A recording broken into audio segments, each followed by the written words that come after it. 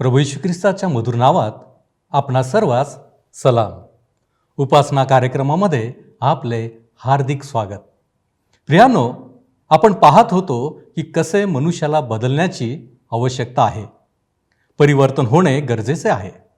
जुन्या गोष्टी, जुना स्वभाव जो मनुष्याला परमेश्वराकडे जाण्यापासून रोखतो, तो बदलण्यासाठी प्रयत्न झाले पाहिजेत. कारण हाच जुना स्वभाव आम्हाला परमेश्वर विरुद्ध बंड करण्यास प्रवृत्त करतो. पवित्र शास्त्र म्हणते की जे देहाच्या अधीन आहेत त्यांना देवाला प्रसन्न करता येत नाही. आजच्या अध्ययनामध्ये विश्वासणाऱ्या प्रत्येक व्यक्तीला अगदी तोंडपाठ असलेले वचन पाहायला मिळेल. होय, तुमचा विचार योग्यच आहे. योहान 3:16 हे वचन आणि त्याचा अर्थ, त्याचे विश्लेषण आम्ही पाहणार आहोत. तसेच जुन्या करारातील ख्रिस्ताविषयीचे 2 दृष्टिकोनही आपण पाहणार आहोत. मानवाच्या हरवलेल्या अवस्थेसाठी ख्रिस्ताला जगामध्ये यावे लागले. त्याची कृपा आम्हाला तारणापरत घेऊन जाते. प्रियांनो, आजच्या शेवटच्या भागामध्ये आम्ही बाप्तिस्मा करणारा योहान, त्याचे कार्य आणि त्याची विलक्षण साक्ष पाहणार आहोत. माझी खात्री आहे की आजच्या अध्ययनातून या सर्व गोष्टी तुमच्या आत्मिक उन्नतीसाठी उपयुक्त ठरतील. तर मग चला प्रियानो, आपण आजच्या अध्ययनाची सुरुवात करूया. श्रोत्यांनो, ह्या दिवसांमध्ये आम्ही योहानकृत शुभवर्तमानाचे अध्ययन करीत आहोत. आज 3रा अध्याय 6 पासून पुढच्या वचनांवर आम्ही विचार करणार आहोत. जर नवीन करार आहे तर अवश्य उघडा. योहानकृत शुभवर्तमान 3रा अध्याय 6 पासून पुढची वचने.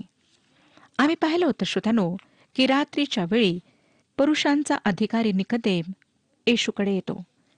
येशू त्याला 3ऱ्या वचनात सांगतो की नव्याने जन्मल्या वाचून कोणालाही देवाचे राज्य पाहता येत नाही.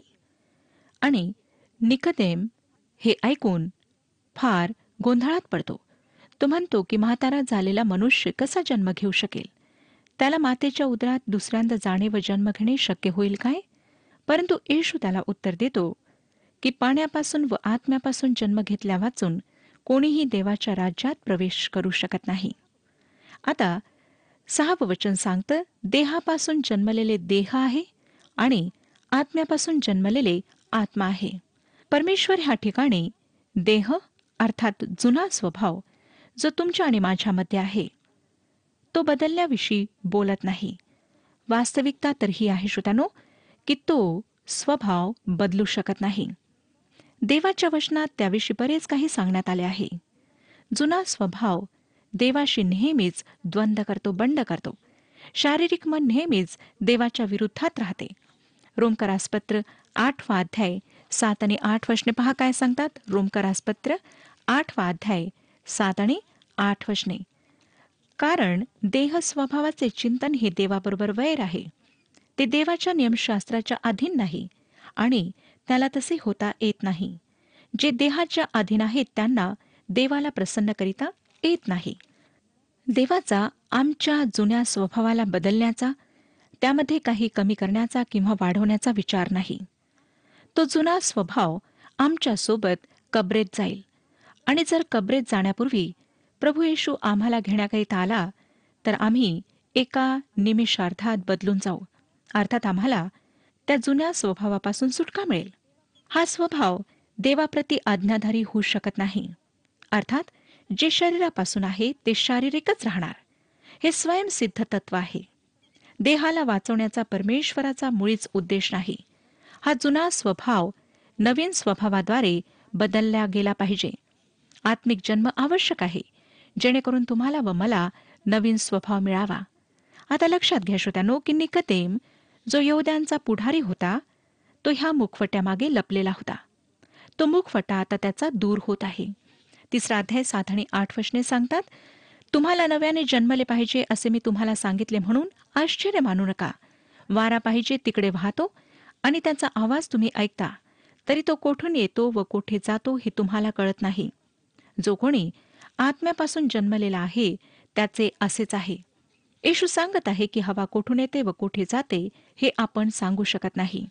हवा व वारे ह्यांना अद्यापही मानव स्वतःच्या नियंत्रणात करू शकला नाही. वारे त्यांच्या स्वतःच्या इच्छेप्रमाणे जिकडे पाहिजे तिकडे वाहतात.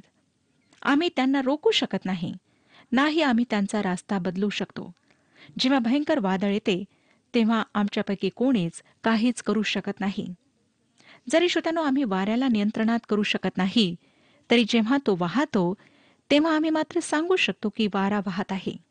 तो जोरात वाहत आहे की हळू वाहत आहे हे आम्हाला जाणवते, आम्हाला तो भासतो. वारा वाहतो तेव्हा झाडांची पाने हलतात, काही झाडे सुद्धा हलतात. आता ह्या आत्मिक जन्माचे स्पष्टीकरण आपणाला कशा प्रकारे द्यावे हे मला कळत नाही. अनेक लोक ह्याचा उलगडा करण्याचा प्रयत्न करतात, परंतु तो पुरेसा नसतो. ज्या प्रकारे वारा जिकडे पाहिजे तिकडे वाहतो आणि कोणीच त्याविषयी सांगू शकत नाही, त्याच प्रकारे प्रत्येक व्यक्ती जो आत्म्याने जन्मला आहे ती गोष्ट आहे. आम्ही त्याविषयी जास्त काही सांगू शकत नाही. देवाचा आत्मा कशा प्रकारे कार्य करतो ते आम्ही समजू शकत नाही. परंतु जेव्हा तो एखाद्या व्यक्तीच्या जीवनात आणि अंतःकरणात कार्य करतो तेव्हा मात्र मी निश्चितपणे सांगू शकते की त्या व्यक्तीच्या जीवनात देवाच्या आत्म्याचे कार्य झाले आहे. आणि अगदी हेच आमचा प्रभू ह्या ठिकाणी सांगत आहे. आमच्या प्रभूने ह्या निकदेमाचे 2 मुखवटे दूर केलेत. जो पुरुष आता प्रभू येशू समोर उभा आहे तो आता परुषी आणि यहुद्यांचा अधिकारी राहिलेला नाही. तो कोण आहे? हे वचन काय सांगते ते पहा. 9वं वचन. निकदेम त्याला म्हणाला, ह्या गोष्टी कशा होऊ शकतील? आता तो एक साधारण पुरुष आहे. आज आम्ही अनेक प्रकारचे मुखवटे चढवून ह्या जगात वावरत आहोत. वेगवेगळ्या ठिकाणी वेगवेगळे मुखवटे आम्ही चढवतो. जे काही आम्ही आहोत ते ह्या मुखवट्यांद्वारे लपून जाते व आमची वास्तविकता लोकांना कळत नाही. जेव्हा श्रोत्यानो आम्ही प्रभू येशू ख्रिस्ताकडे येतो तेव्हा आम्हाला आमचे मुखवटे दूर करावे लागतात. आम्ही त्याच्यासमोर हे मुखवटे वापरू शकत नाही. जे आम्ही आहोत तसेच आम्हाला त्याच्यासमोर यावे लागते. मग त्याच प्रकारे तो आम्हाला हाताळतो आणि ह्याच प्रकारे तो आता निकदेमाशी करणार आहे. 10वं वचन पहा. 3रा अध्याय 10वं वचन. येशूने त्याला उत्तर दिले, तुम्ही इस्रायलाचे गुरु असूनही तुम्हाला या गोष्टी समजत नाहीत काय? हे एक सौम्य उपहासात्मक वाक्य आहे. येशू त्याला म्हणत आहे की तू इस्रायलमध्ये अधिकारी असून मी तुला काही असत्य सांगत आहे असे तू का दर्शवितो? कारण जर ते सत्य आहे तर तुला त्याविषयी माहीत असते. नंतर प्रभू येशू त्याला विचारतो, निकदेम, काय तुला ह्या गोष्टी माहीत नाहीत? 11 ते 13 वचने पहा. मी तुम्हाला खचित खचित सांगतो की जे आम्हाला ठाऊक आहे ते आम्ही सांगतो आणि जे आम्ही पाहिले आहे त्याविषयी साक्ष देतो, पण तुम्ही आमची साक्ष मानित नाही. मी पृथ्वीवरच्या गोष्टी तुम्हाला सांगितल्या असता तुम्ही विश्वास धरीत नाही, तर स्वर्गातल्या गोष्टी तुम्हाला सांगितल्यास विश्वास कसा धराल? स्वर्गातून उतरलेला व स्वर्गात असलेला जो मनुष्याचा पुत्र त्याच्या वाचून कोणीही स्वर्गात चढून गेला नाही. प्रभू येशू निकदेमला सांगतो की जरी त्याला ह्या सर्व गोष्टी सांगण्यात आल्या तरी त्याने त्याच्या साक्षीला स्वीकारले नाही. नंतर तो पुढे योहानाच्या शुभवर्तमानात जी एक महान चळवळ मांडण्यात आली आहे ती दाखवित आहे. मी परिचयामध्येच आपले लक्ष योहानकृत शुभवर्तमान 16वा अध्याय आणि 28व्या वचनामध्ये प्रभू येशूने जे म्हटले त्याकडे वेधले होते. आता प्रभू येशू म्हणतो की कोणीही स्वर्गात चढून गेला नाही. जे असे मानतात की एलिया आणि हनोक जेव्हा सदेह वर उचलल्या गेलेत तेव्हा ते स्वर्गात गेलेत, त्या लोकांसाठी हे उत्तर आहे. मला नाही वाटत श्रोत्यानो, ह्या वेळेपर्यंत आमचा प्रभू जेव्हा म्हणत आहे की कोणीही स्वर्गात चढून गेला नाही, परंतु स्वर्गातून उतरलेला व स्वर्गात असलेला जो मनुष्याचा पुत्र त्याच्या वाचून कोणीही स्वर्गात चढून गेला नाही. दुसऱ्या शब्दात तो असे म्हणतो की फक्त तोच स्वर्गाविषयी व स्वर्गातल्या गोष्टींविषयी बोलू शकतो, कारण फक्त तोच स्वर्गात चढून गेला. आता हे खरे आहे की ख्रिस्ताच्या मृत्यू व पुनरुत्थानानंतर अनेक लोक स्वर्गात गेलेत, परंतु जुन्या करारात देवाचे भक्त जे मरत असत, जे स्वतःचे त्याचे लोक होते, ते पॅराडाईज किंवा अब्रामाच्या उराशी जात असत. ह्या ठिकाणी आमच्या प्रभूने लूककृत शुभवर्तमानात 16वा अध्याय आणि 22व्या वचनामध्ये त्या जागेला हे नाव दिले आहे, अब्रामाचे ऊर. ख्रिस्ताच्या मृत्यूनंतर आणि तो स्वर्गात चढून जाण्याच्या वेळेच्या अंतर्गत त्याने सर्व बंदिवानांना आणि जे पॅराडाईजमध्ये होते त्यांना स्वर्गात परमेश्वराच्या उपस्थितीत नेले. तेव्हापासून देवाच्या लेकरांसाठी नेहमीच करिंथकरास दुसरे पत्र 5 अध्याय आणि 8 वचनाप्रमाणे शरीरापासून दूर जाऊन प्रभूसह गृहवास करणे हे आम्हास अधिक बरे वाटते, हे खरे ठरले आहे. परंतु जेव्हा प्रभू येशू ह्या पृथ्वीवर होता तेव्हा कोणीच स्वर्गात चढून गेला नाही. 3 अध्याय 14 आणि 15 वचने सांगतात, जसा मोशेने अरण्यात सर्प उंच केला होता तसे मनुष्याच्या पुत्रालाही उंच केले पाहिजे, ह्यासाठी की जो कोणी विश्वास ठेवतो त्याला त्याच्या ठायी सार्वकालिक जीवन प्राप्त व्हावे. जेव्हा लोकांच्या पापावर परमेश्वराचा न्याय प्रगट झाला तेव्हा मोशेने त्या पितळेच्या सर्पाला खांबावर टांगले व आरोग्य प्राप्त करण्याकरिता त्यांना फक्त त्या सर्पाकडे पाहायचे होते. ज्या प्रकारे मोशेने सर्पाला उंच केले तसेच ख्रिस्त उंचावल्या जाणार आहे. त्या सर्पाने लोकांच्या पापाला दर्शविले आणि ख्रिस्ताला त्या वधस्तंभावर आमच्याकरिता पाप असे करण्यात आले. कारण श्रोत्यानो, त्याने आमची सर्व पापे स्वतःवर वाहिली. त्या रानात ज्या प्रकारे मोशेने सर्प उंच केला तसेच मनुष्याच्या पुत्राला उंच केले पाहिजे. आमच्या सर्वांच्या परिचयाच्या शब्दांद्वारे आमचा प्रभू आता त्याला काही महत्वाचे सांगत आहे. 3 अध्याय 16 वचन, देवाने जगावर एवढी प्रीती केली की त्याने आपला एकुलता एक पुत्र दिला, अशासाठी की जो कोणी त्याच्यावर विश्वास ठेवतो त्याचा नाश होऊ नये, तर त्याला सार्वकालिक जीवन प्राप्त व्हावे. ह्या ठिकाणी आम्ही 2 गोष्टी लक्षात घ्यायला हव्यात. एक तर आम्ही नव्याने जन्मलेच पाहिजे आणि दुसरी गोष्ट मनुष्याचा पुत्र उंचावल्या गेलाच पाहिजे. ह्या 2 गोष्टी परस्पर संबंधित आहेत. ह्यात ख्रिस्ताचा मृत्यू आणि पुनरुत्थान दोन्हीही आहेत. त्याला उंच केले गेलेच पाहिजे. तो उंच केला गेला व त्याने आमची पापे स्वतःवर घेतली. म्हणून देवाचा आत्मा आम्हाला नवीन जन्म देतो व आम्हाला नव्याने जन्मलेच पाहिजे. फक्त ह्याच प्रकारे श्रोत्यानो, परमेश्वर आम्हातील प्रत्येकाचा स्वीकार करू शकतो. देवाने ह्या जगाला प्रेमाद्वारे तारले नाही, वाचवले नाही, हे लक्षात घ्या. आणि हीच मोठी चूक बहुधा सर्व करतात. बहुधा लोकांना वाटतं की देवाने त्याच्या प्रेमाच्याद्वारे आम्हाला तारले आहे. येथे असे म्हटलेले नाही की देवाच्या प्रेमाने संपूर्ण जगाला वाचवले, कारण देवाचे प्रेम पाप्यांना वाचवू शकत नाही. तो आमचे प्रेमाने तारण करीत नाही, तर तो आपल्या कृपेने आमचे तारण करतो. इफिसकरास पत्र 2 अध्याय 8 आणि 9 वचने सांगतात, कारण कृपेनेच विश्वासाच्या द्वारे तुमचे तारण झालेले आहे, आणि हे तुमच्या हातून झाले असे नाही, तर हे देवाचे दान आहे. कोणी आढ्यता बाळगू नये म्हणून कर्मे केल्याने हे झाले नाही. परमेश्वर कशा प्रकारे तारण करतो? तो कृपेने तारण करतो. योहान 3:16 मध्ये आपण स्वतःचे नाव घालू शकता. ख्रिस्तावर विश्वास हे एक व्यक्तिगत कार्य आहे. प्रत्येकाने व्यक्तिगत रूपाने विश्वास ठेवायचा आहे की प्रभू येशू माझ्या पापांसाठी मेला, त्याने माझे पाप स्वतःवर घेतले. श्रोत्यानो, आपण हा विश्वास ठेवायला हवा की तो आपणातील प्रत्येकासाठी मेला. 17 आणि 18 वचने वाचूया. देवाने आपल्या पुत्राला जगाचा न्यायनिवाडा करण्यासाठी नव्हे, तर त्याद्वारे जगाचे तारण व्हावे म्हणून पाठवले. जो त्याच्यावर विश्वास ठेवितो त्याच्यावर न्यायनिवाड्याचा प्रसंग येत नाही. जो विश्वास ठेवित नाही त्याचा न्यायनिवाडा होऊन चुकला आहे, कारण त्याने देवाच्या एकुलत्या एक पुत्राच्या नावावर विश्वास ठेवला नाही. आम्ही येथे पाहतो की जेव्हा प्रभू येशू पहिल्यांदा आला तेव्हा तो न्यायाधीश नव्हता. त्याने ह्या व्यक्तीला, जो त्याच्या भावामध्ये व त्याच्यामध्ये न्याय करण्याकरिता सांगत होता, त्याला स्पष्ट केले. तो म्हणाला, लूका शुभवर्तमान 12 अध्याय 14 वचनात, गृहस्था, मला तुम्हावर न्यायाधीश किंवा वाटणी करणारा कोणी नेमले? तो पहिल्या वेळी न्यायाधीश म्हणून आला नाही, तो तारणारा म्हणून आला. परंतु श्रोत्यानो, दुसऱ्यांदा तो न्यायाधीश म्हणून येणार आहे. परंतु तो आता म्हणतो की ह्या जगावर दंडाज्ञा द्यावी म्हणून परमेश्वराने मला पाठवले नाही, परंतु त्याच्याद्वारे हे जग तारल्या जावे म्हणून पाठवले. जो कोणी त्याच्यावर विश्वास ठेवित नाही तो दोषी ठरतो. श्रोत्यानो, का? कारण त्याने परमेश्वराच्या एकुलत्या एका पुत्राच्या नावावर विश्वास ठेवला नाही. ते अद्भुत नाव म्हणजे प्रभू येशू. त्याचे नाव येशू आहे कारण तो जगाचा तारणारा आहे. जो कोणी त्याच्या नावावर विश्वास ठेवील तो दोषी ठरीत नाही, परंतु त्याच्याजवळ अनंत जीवन राहते. स्मरणात ठेवा की तो निकोदेम, जो एक परुष होता, त्याच्याशी बोलत होता. परुषांचा हा विश्वास होता की जेव्हा मसीहा येईल तेव्हा तो न्यायाधीश म्हणून येईल. जुन्या करारात मसीहाच्या येण्याविषयी 2 दृष्टिकोन सादर करण्यात आले आहेत.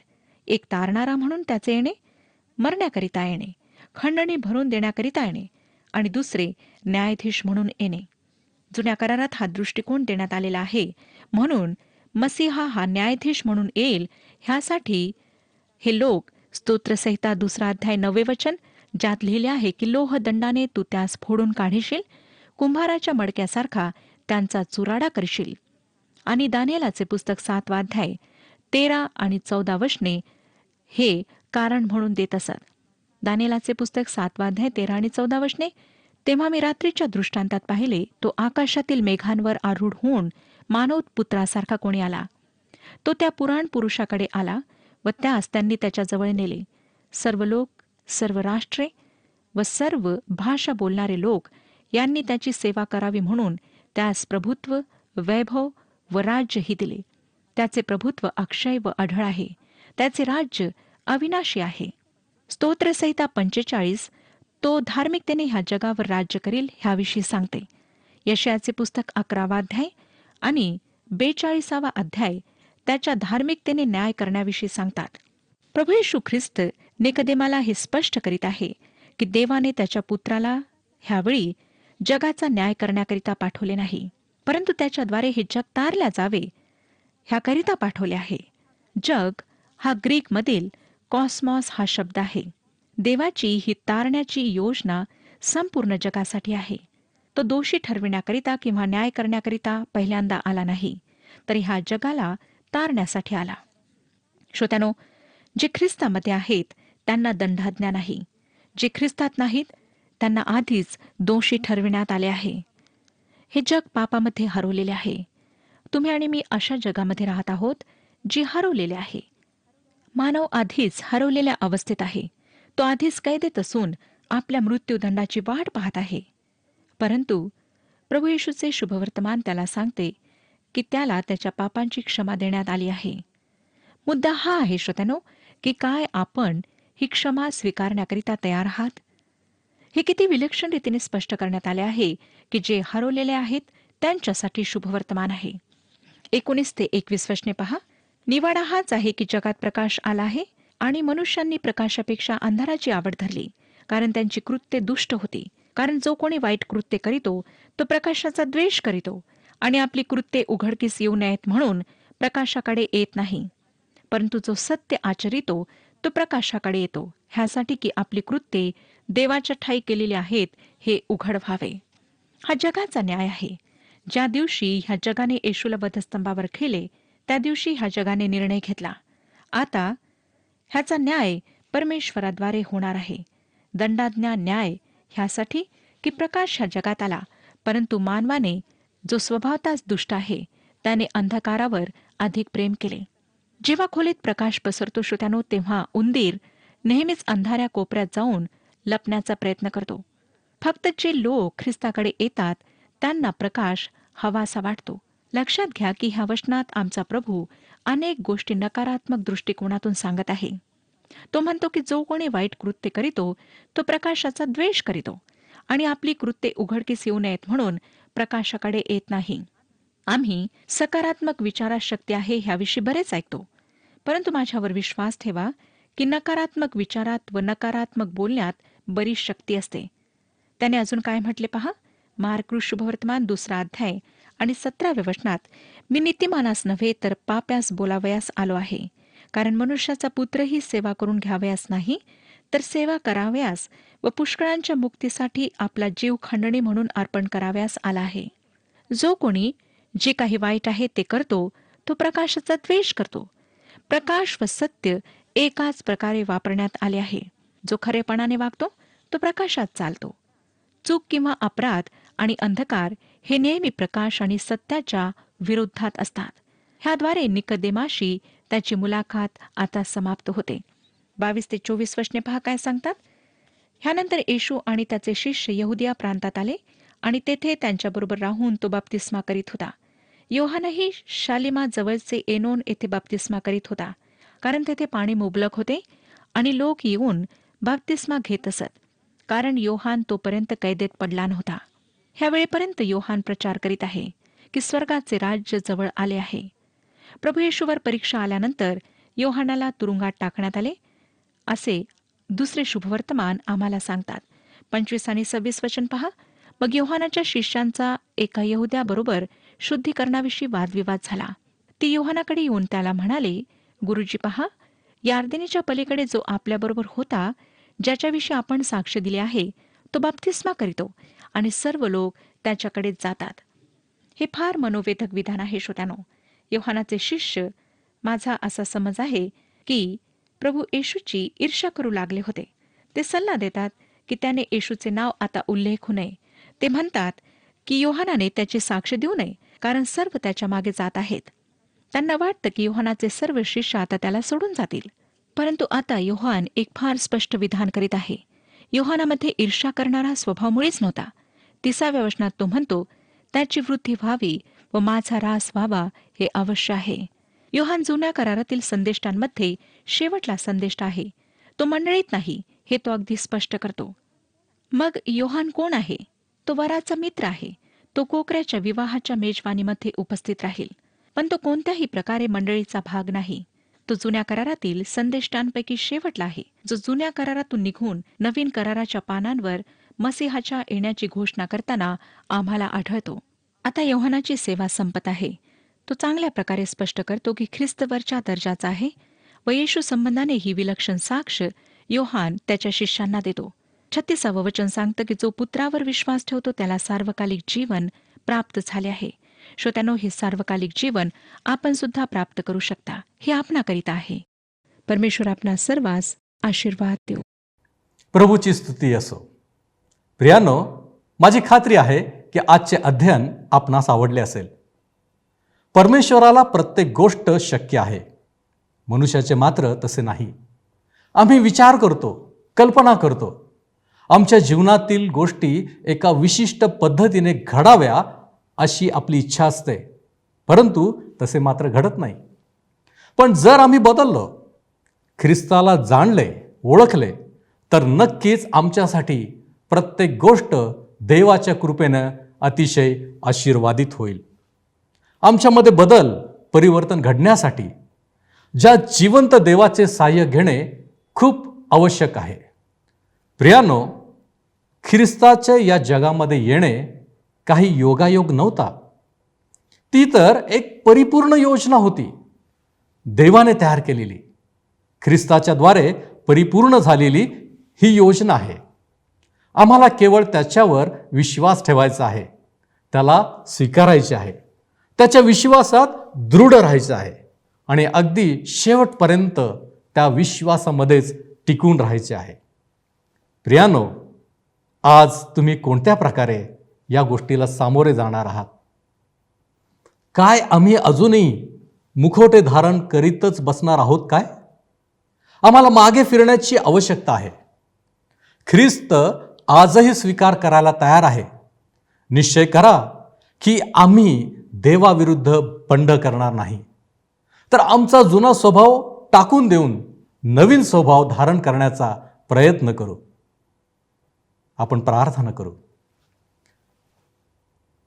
पवित्र पवित्र पवित्र आमच्यावरती प्रीती, दया आणि कृपा करणाऱ्या आमच्या महान प्रेमळ परमेश्वर देव बाप्पा, अब्राहम, इसाक आणि याकोबाचे देवा, आम्ही तुला धन्यवाद देतो.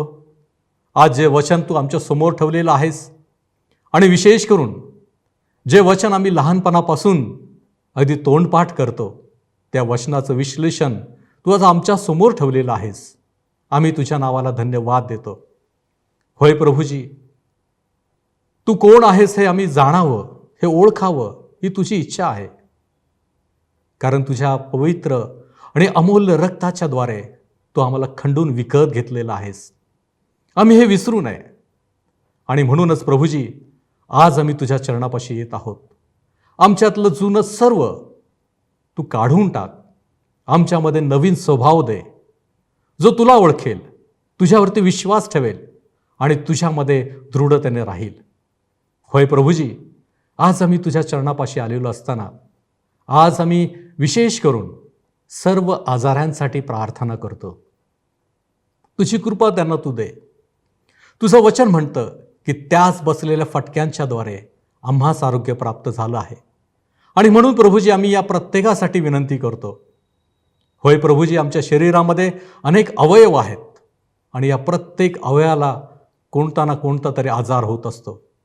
परंतु प्रभूजी, तू आमचं निर्माण करता आहेस. तुला सर्व काही ठाऊक आहे.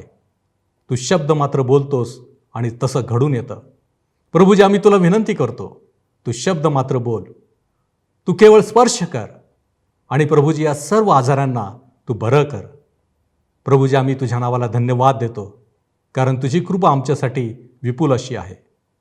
या सर्व विनंत्या धन्य तारक प्रभू येशू ख्रिस्त याच्या गोड आणि गौरवी नावात करतो, म्हणून तो ऐक. आमेन. परमेश्वर आपणास आशीर्वादित करो.